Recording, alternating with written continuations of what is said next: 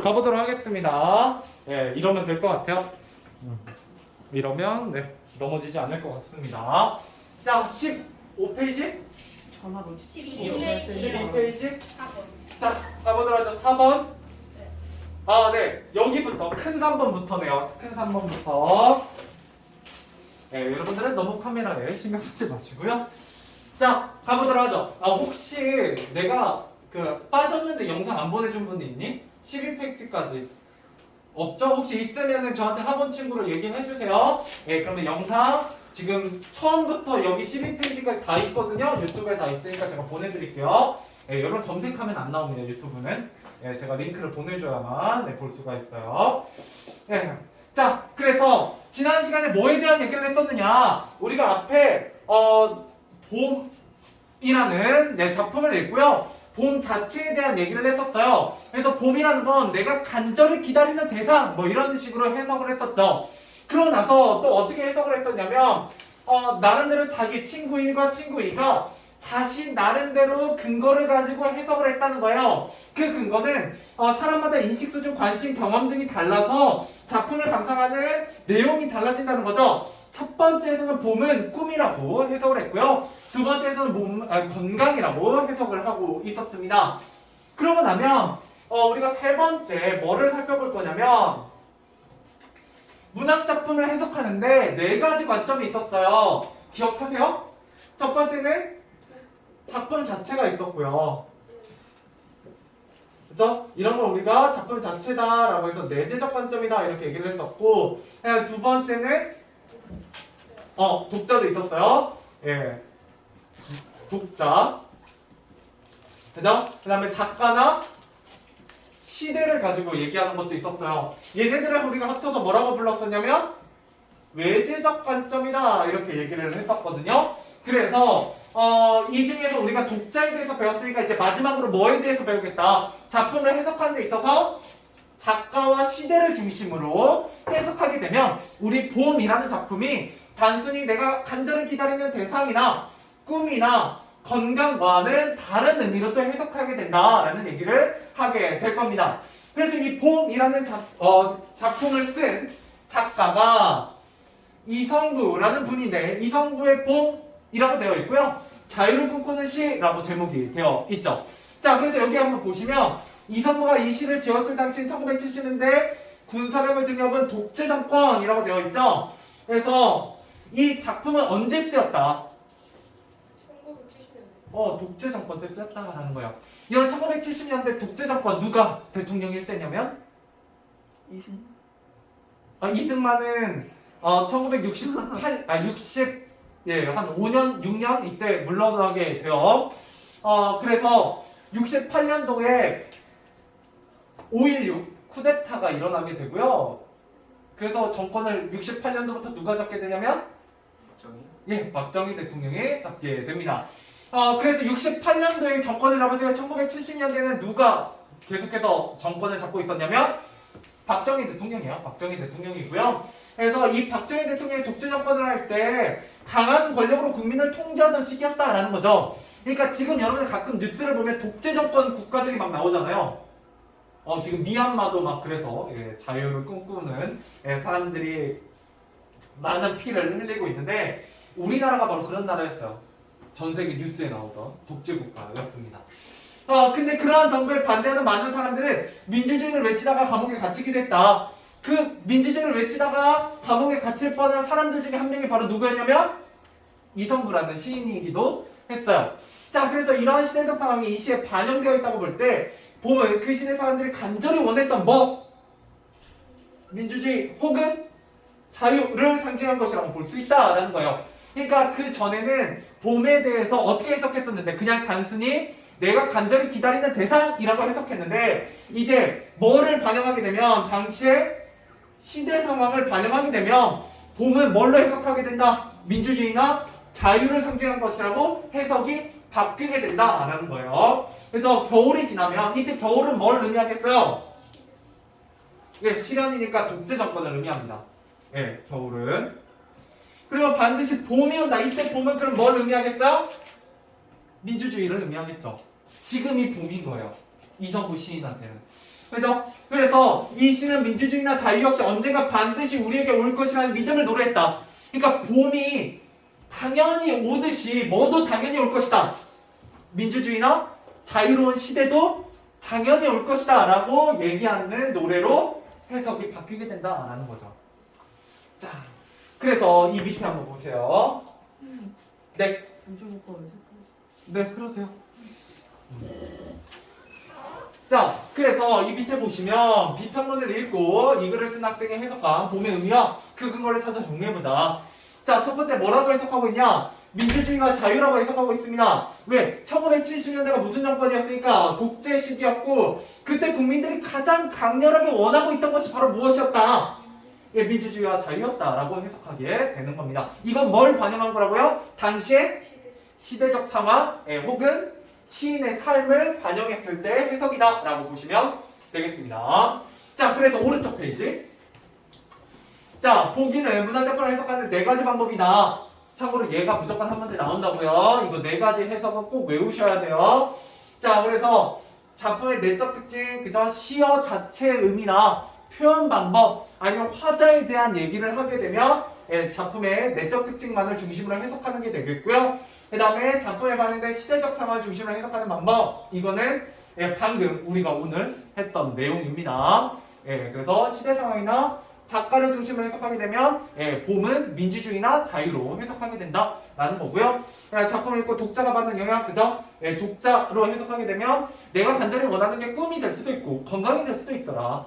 그런데 이렇게 사람마다 해석이 다른 이유는 독자마다의 가치관이나 생각, 경험, 뭐 근거 이런 것들이 다르기 때문이다. 뭐 이런 얘기를 계속하고 있는 겁니다.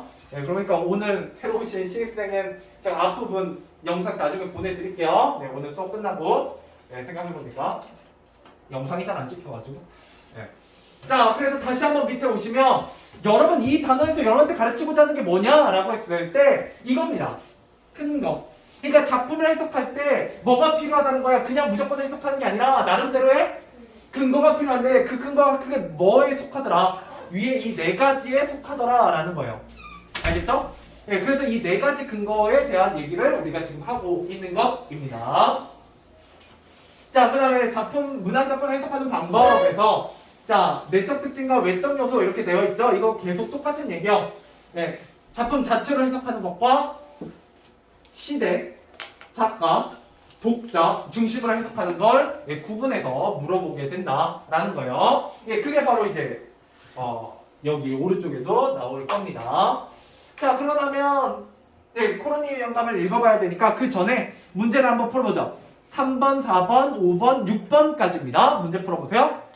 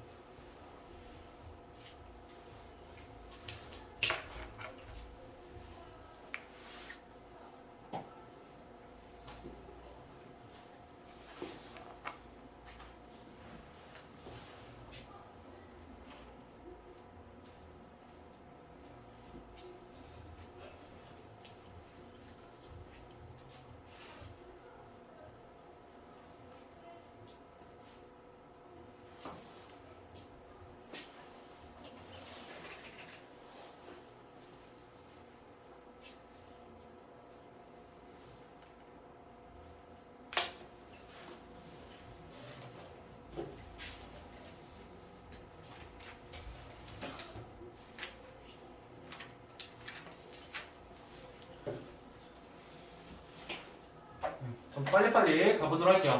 오늘 제 목표는 코로니의 영감 본문까지 다 읽는 거예요. 코로니의 영감이 2장이기 때문에 좀 부지런히 읽어봐야 됩니다. 네, 가보도록 할게요. 일단 3번입니다. 조금 빨리 가볼게요. 자, 봄의 의미에 대한 해석이 사람마다 다른 이유는 이라고 했을 때 그죠? 인식 수준, 관심, 경험, 가치관, 기준, 해석의 근거 이렇게 얘기하고 있죠. 정답은 5번이 되겠죠. 여러분 작품 내용 자체는 바뀐다 안 바뀐다? 안 바뀌어요. 표현 방법이나 그 다음에 뭐 시적 화자의 태도, 그 다음에 시어의 의미 뭐 이런 것들은 절대 바뀌지 않아요. 구조 이런 것들은. 그래서 모두 작품 자체로 해석하게 되면 모든 사람이 거의 같은 해석을 하게 됩니다. 예, 그래서 사람마다 다른 이유하고는 거리가 멀죠. 자, 4번입니다.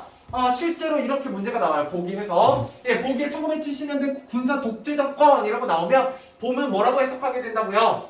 예, 자유 혹은 민주주의. 예, 이게 단답형으로 나오기도 하고요. 이렇게 나오기도 해요. 굉장히 잘 나오고 예, 여러분한테 거저주는 문제나 다름없으니까 꼭 맞추시길 바래요. 자, 그 다음에 5번. 다음 중 작품에 반영된 시대적 상황을 중심으로 해석할 때 라고 해서 시대 중심으로 해석하자 라고 했어요. 그러면 정답은 5번이 되겠죠? 역사적 사건, 그래서 1970년대 군사독재라는 역사적 사건 알고 계셔야 된다라는 거예요. 그래서 저랑 수업하시다 보면 예, 저는 국어 선생님인데도 불구하고 뭐 나오면 되게 좋아하냐면 역사 얘기 나오면 되게 가끔 좋아해요. 왜냐면 어떤 문학작품이든 공부를 하려면 역사는 기본 바탕입니다. 배경 지식이에요. 알면 알수록 여러분들이 해석하는 데 도움이 됩니다. 자, 그 다음에 6번. 봄의 의미를 보기와 같이 해석했을 때 해석에 영향을 미친 요소를 적절한 것. 작년에 좋아하는 친구의 편지를 썼다가 답장을 기다린 적이 있다. 그때의 마음이 봄을 감정을 기다리는 마음과 비슷하다. 독자의 뭐를 반영하고 있어요? 경험이죠? 예, 정답은 1번입니다. 그랬을 때 봄은 그 편지죠. 예, 좋아하는 친구가 나에게 러브레터에 대한 답장을 할 것을 기다리고 있다라는 거예요. 자, 넘어가지 마시고.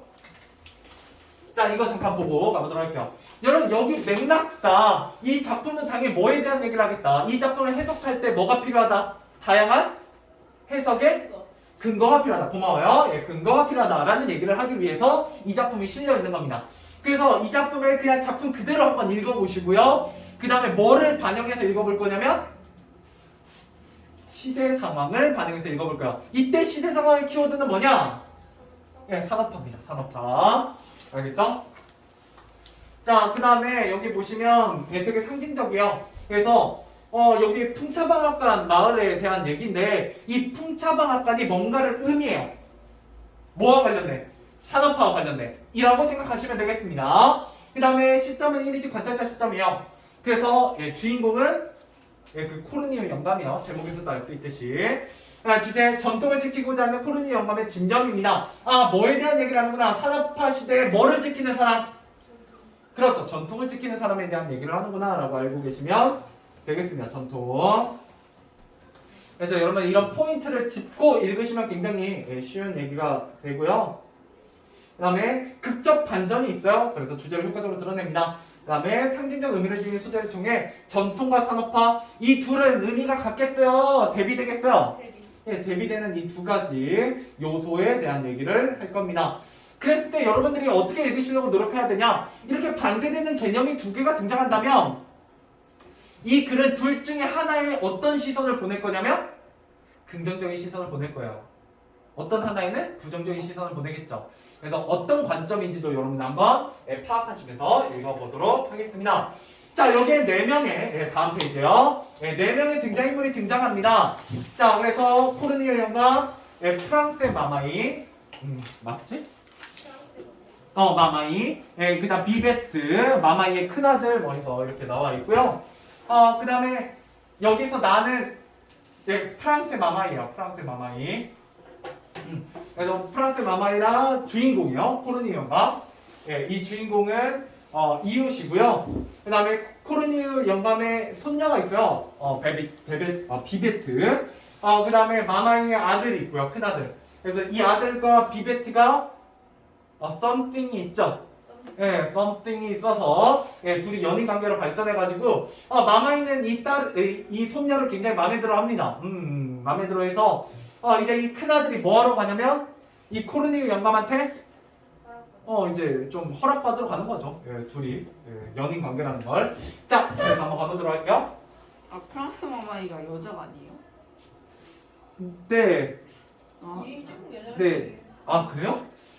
얼굴 안 보여. 이름은. 프랑스의 마마이? 예. 근데 누가 봐도 턱 수염이 잠깐만.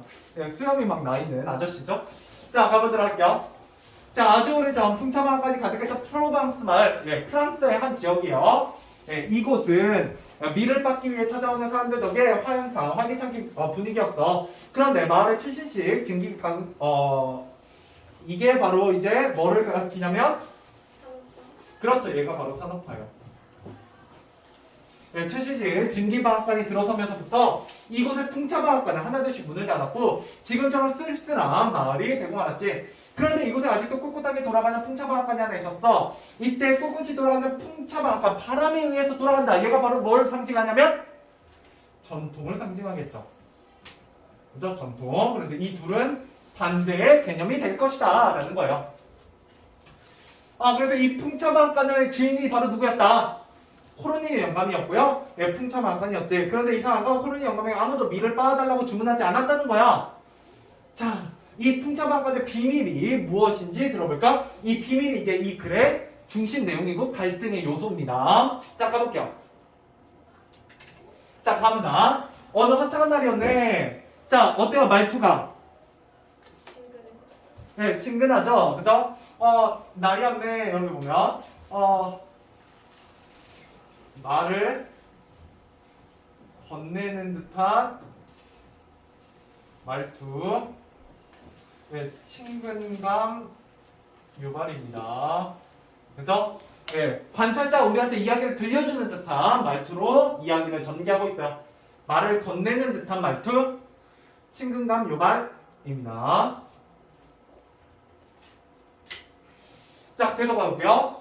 자, 젊은이들이 내 피리 소리에 맞춰 춤을 추고 있었지. 그날 나는 우연히 코르니 영감의 손녀 비베트와 내 큰아들이 서로 사랑하고 있다는 것을 알게 되었어. 자, 이때 나, 뭐다? 1인칭 관찰자입니다. 그래서 물론 나는 싫지 않았지. 코르니 영감 한때 이 마을에서 존경받는 이름이었거든. 두 아이가 결혼이라도 한다면 코르니 영감과 인연을 맺는 것은 전혀 나쁠 것이 없지 않은가? 라고 얘기하고 있네요. 자, 게다가 그토록 예쁜 비베트라는 참새가, 이때 참새는 은유법이죠? 네, 은유법. 오, 나의 참새, 막 이러겠죠? 오 나이. 이게 이제 이렇게 우리말로 하니까 좀 그렇지만 영어로 하면 오 마이 피앙세 뭐 이렇게 되는 거죠. 네. 자, 아무튼 계속 가볼게요. 내 집 안팎을 종종 가리며 오가는 모습을 볼 수 있다면 그보다 즐거운 일이 어디에 있겠는가? 그래서 나는 이 일을 서둘러 해결하기로 마음먹었네. 그러고는 서둘러 영감의 방앗간으로 달려갔지.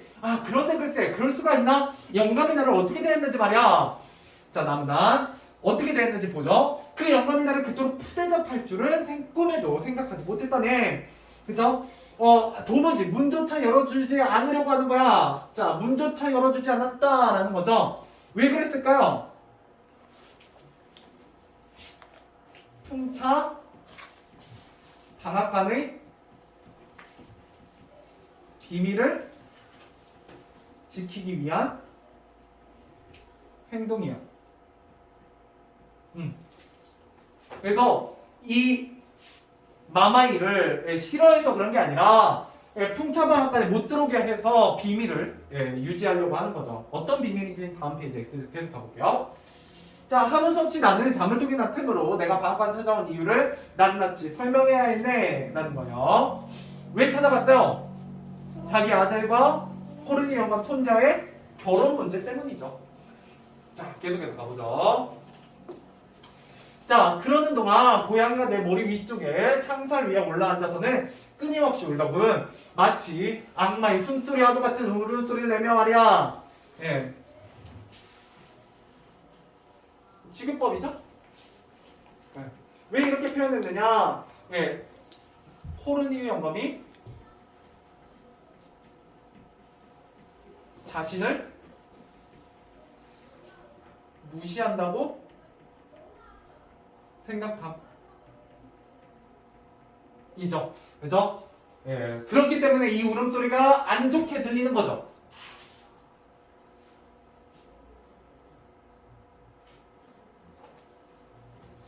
자, 계속 가볼게요. 참 영감이 뭘 했는지 아나? 내 말이 책 끝나기도 전에 영감은 아주 무례한 말투로 돌아가라고 소리치더군. 이봐, 자네는 그 잘난 필이나 불게 자네 아들을 빨리 결혼시키려거든. 저 증기방앗간에서 알아보란 말이야. 자, 여기서 증기방앗간에서 알아보라 라고 얘기하는 것 뭘 알 수가 있냐면 증기방앗간에 대한 그렇죠.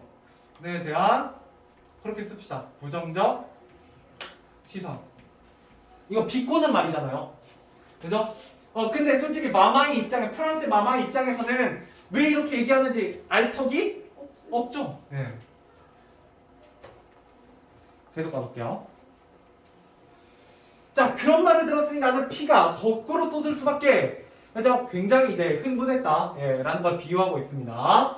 예. 그러니까 쉽게 여러분 속된 말로 바꾸면 개빡친 거죠. 그죠? 자, 하지만 분별이 있는 내가 참아야지 어찌하겠나? 나는 하는 수 없이 영감을 내버려두고 집으로 돌아왔네. 그리고 내가 코르니 영감에게 당한 일을 아들 녀석과 비베트에게 얘기해줬지.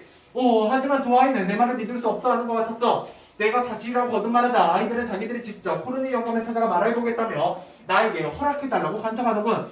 처음엔 말렸지만 허락하는 수밖에 없었어. 그러자 아이들이 기다렸다는 듯이 영감의 방앗간으로 달려갔다네. 네, 계속 가볼게요. 자, 라문다. 자, 아이들이 방앗간에 도착했을 때 코르니 영감은 보이지 않았네. 문을 이중으로 자물쇠를 걸어놓은 채 외출한 모양이야. 왜 이중으로 걸어놨는지 알겠죠? 비밀이 있기 때문이에요. 자, 하지만 영감은 사다리를 사다리 네모 쳐보시고 안에다 들여놓고 가는 걸 깜빡한 거야. 사다리가 문 앞에 세워져 있었어. 아이들은 그 사다리를 이용해 2층의 창문으로 올라갔지. 그리고 안으로 들어갔어. 도대체 코르니 영감이 무엇을 그 안에 숨겨놓았는지 확인해 보기로 했던 거야. 자, 이 사다리는 무슨 역할을 해요? 코르니 영감의 비밀을 그렇죠? 예, 밝히는 역할. 예, 밝히는 역할을 하게 됩니다. 자, 문제 11번까지 풀어보시죠. 예, 7번부터 11번까지 5문제가 되겠습니다.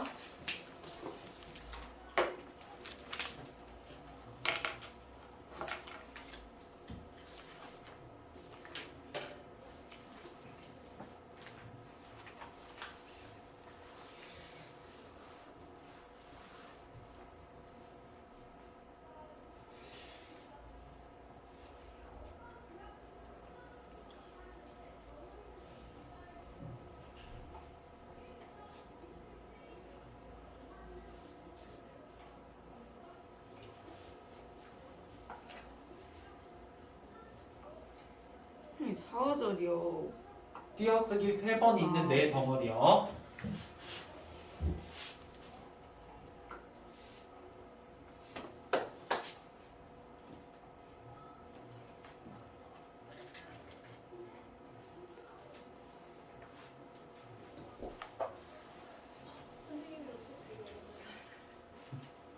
실제로 그렇지. 조용히 안 돼.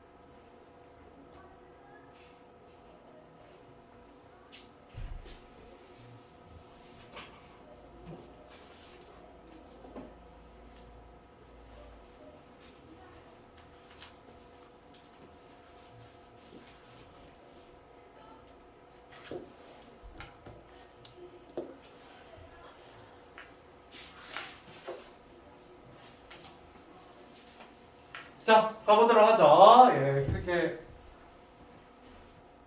어려운 부분은 많이 없으니까. 예, 푸신 데까지는 정답 확인해 보시고요. 예, 못 푸신 부분은 제 설명 들으면서 가보도록 하죠. 자, 7번 뭐라고 써야 돼요? 최시식, 증기, 방앗간이 들어서면서. 좋습니다. 예, 그렇게 쓰시면 되겠어요. 예, 최시식, 증기, 방앗간이 들어서면서. 요새는 진짜 시대가 좋아졌어요. 여기 풍차방앗간에서 증기방앗간으로 바뀌었을 때도 엄청나게 좋아졌지만 최근에 되게 삶이 윤택해졌다고 느끼는 건 이제 저희 집에 새로 들어오는 기기들이 굉장히 많아졌거든요. 예를 들어 로봇 청소기, 그죠? 예전에는 그 청소기 이렇게 선이 있는 거 이렇게 쫙쫙 끌면서 이렇게 밀었었는데 지금 로봇 청소기가 알아서 돌아다니고요.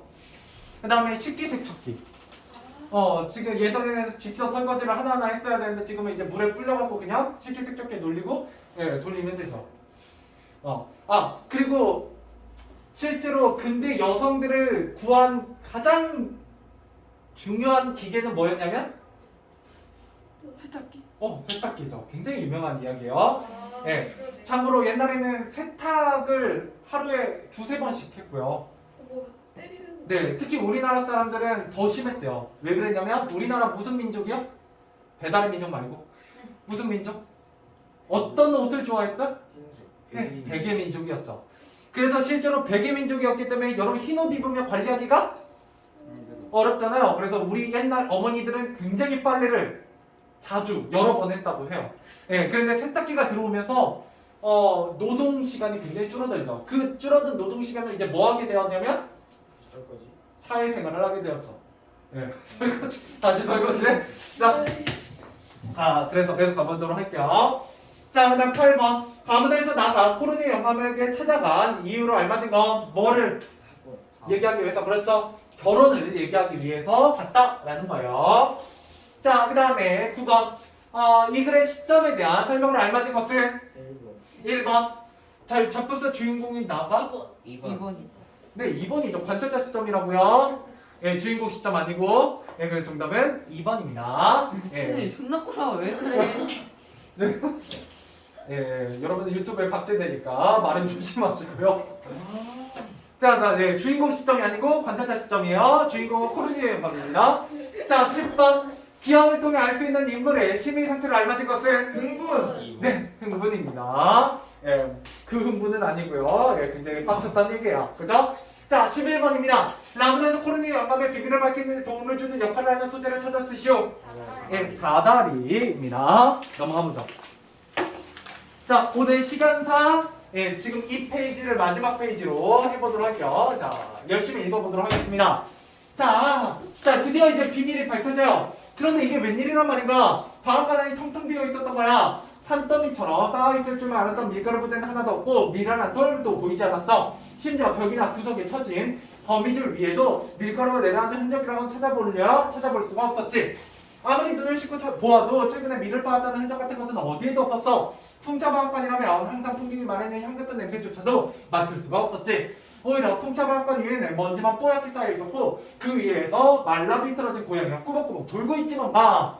그러니까 진기방앗간이 들어선 이후로 풍차방앗간에는 오랫동안 일이 없었다라는 거죠. 너무나 슬픈 비밀이죠. 자, 다음은 아닙니다.